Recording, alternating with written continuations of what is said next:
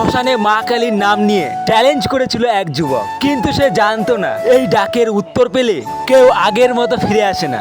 আজ আমি তোমাদের এমন এক ঘটনার কথা বলবো যা শুনে তুমি হয়তো আজ রাতেই একা বাইরে যেতে ভয় পাবে। কয়েক বছর আগে একটা ছোট্ট গ্রামের বাইরে একটা পুরনো শ্মশান। লোকজন বলে ওখানকার মা শ্মশানকালী জাগ্রত। অনেকে নাকি রাতে অদ্ভুত শব্দ শুনেছে, কেউ দেখেছে ছায়া, কেউ আবার বলেছে ডাকলে উত্তর পাওয়া যায়। এই গ্রামেই থাকতো এক ছেলে, নাম ধরা যাক গোকুল। গোকুল এসব কিছুই বিশ্বাস করতো না। বন্ধুদের সাথে আড্ডা দিতে দিতে সে বলেছিল এইসব ভয় দেখানোর গল্প কিছুই না। বন্ধুরা বলল তাহলে একদিন রাতে গিয়ে দেখে আয়। গোকুল হেসে বলল চল আজই যাব। গোকুল একা বেরিয়ে পড়ে, হাতে মোবাইল, ভিডিও অন। শ্মশানের দিকে হাঁটতে হাঁটতে সে বলেছিল দেখো আজ প্রমাণ হয়ে যাবে। শ্মশানের গেট পার হতেই হাওয়া ঠান্ডা হয়ে গেল। কুকুরগুলো হঠাৎ চিৎকার করতে শুরু করলো। গোকুল একটু থামলো, কিন্তু আবার এগিয়ে গেল। মূর্তির সামনে গিয়ে দাঁড়ালো, আর দিকে শুধু আগুনের আলো, ছায়াগুলো অদ্ভুত ভাবে নড়ছে। গোকুল ক্যামেরার দিকে তাকিয়ে বলল এই দেখো কিছুই নেই। হঠাৎ তার মোবাইল স্ক্রিন স্পিকার করতে লাগলো, একবার ওয়ান একবার অফ। গোকুল বিরক্ত হয়ে বলল এইসব বাজে জিনিস। মায়ের দিকে তাকিয়ে বলল যদি সত্যি থাকো এখনোই কিছু করো। 5 সেকেন্ড 10 সেকেন্ড কিছুই হলো না। সে হাসতে শুরু করলো, সব শব্দ থেমে গেল, আগুন স্থির হয়ে গেল, আকাশ বন্ধ। আর ঠিক তখনই তার কানের কাছে একটা কণ্ঠস্বর, ডাকলি কেন? গোকুল জমে গেল, দৌড়তে শুরু করলো, কিন্তু যতই দৌড়ায় সে আবার একই জায়গায় ফিরে আসে। চারদিকে একই আগুন, একই ছায়া। তার গায়ে ছাই পড়তে থাকে, মাথার ভেতর সেই শব্দ, বিশ্বাস ছাড়া ডাকিস কেন? শুরু করলো মা আমি ভুল করেছি, আমাকে ছেড়ে দাও। সে মাটিতে বসে পড়ে, চোখে জল, শরীর কাঁপছে।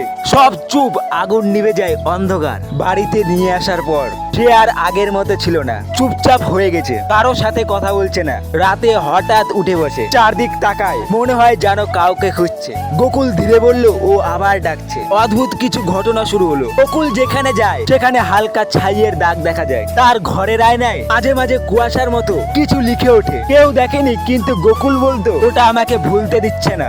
এক রাতে সে ঘুম থেকে উঠে দরজার দিকে তাকিয়ে রইল, মনে হচ্ছিল কেউ দাঁড়িয়ে আছে, কিন্তু সেখানে কেউ ছিল না। পরের দিন গোকুল হঠাৎ নিখোঁজ হয়ে গেল, কেউ জানে না সে কোথায় গেল। কিন্তু গ্রামের লোকজন বলছে সেই রাতেই শ্মশানের দিকে একটা ছায়া যেতে দেখা গেছে, একটা ছায়া যেটা একা ছিল। লোকজন বলে রাত 1টার পর যদি কেউ শ্মশানে গিয়ে মা বলে ডাকে তাহলে কখনো কখনো দুটি কণ্ঠস্বর একসাথে উত্তর দেয়। গোকুল নিখোঁজ হওয়ার 3 দিন পর গ্রামের কিছু লোক সাহস করে আবার সেই শ্মশানে গেল, কারণ প্রতিদিন রাত 1টার পর ওখান থেকে অদ্ভুত শব্দ আসছিল। কেউ যেন কাঁদছে, কেউ যেন ফিস ফিস করে কিছু বলছে। সবগুলো ধীরে ধীরে ভিতরে ঢুকলো। চারদিকে আগুন নেই, কিন্তু মাটিতে ছাই ছড়িয়ে আছে, আর সেই ছাইয়ের ওপর পায়ের ছাপ, একটা নয় দুটো।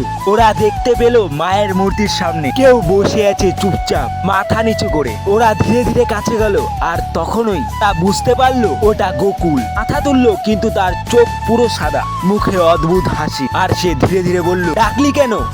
ডাকলি কেন? লোকগুলো ভয় পেয়ে পিছিয়ে গেল, কিন্তু গোকুল আবার বলল এখন আর একা নেই। গোকুল উঠে দাঁড়ালো, আর মূর্তির পেছনের অন্ধকারে হেঁটে ঢুকে গেল। লোকগুলো দৌড়ে পালালো, কিন্তু যাওয়ার সময় ওরা স্পষ্ট শুনতে পেল একটা না দুটো কণ্ঠস্বর একসাথে বলছে ডাকলি কেন? শুধু গল্প না সত্যি সেটা তোমরা ঠিক করো। তো মনে রেখো যে ডাক দেয় সে সব সময় একা থাকে না। আর গল্পটা যদি ভালো লাগে তাহলে চ্যানেলটিকে সাবস্ক্রাইব করো প্লিজ। একটা সাবস্ক্রাইবের জন্য আমরা এরকম ভিডিও বানাতে উৎসাহিত হই। ভিডিওটি প্রচুর পরিমাণে শেয়ার করো, আর কমেন্টে দেখতে চাই এরপর কি ভিডিও বানাবো।